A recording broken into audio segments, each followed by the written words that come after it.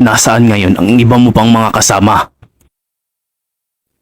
Wala akong ibang sasabihin sa'yo na kahit ano, wala kang makukuha sa aking impormasyon kung anong ginawa namin sa mga pulang mata.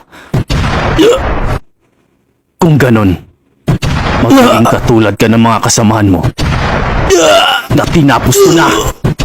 Hindi na importante sa akin kung magsasalita ka o hindi. Dahil madali na lang sa akin na tapusin kayo.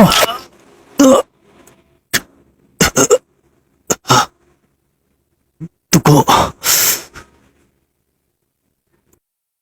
Tulad ng sinabi ko, hindi na kita pipilitin kung magsasalita ka o hindi.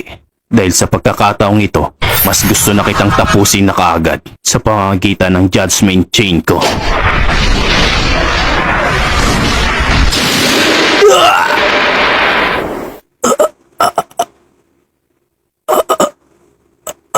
Anong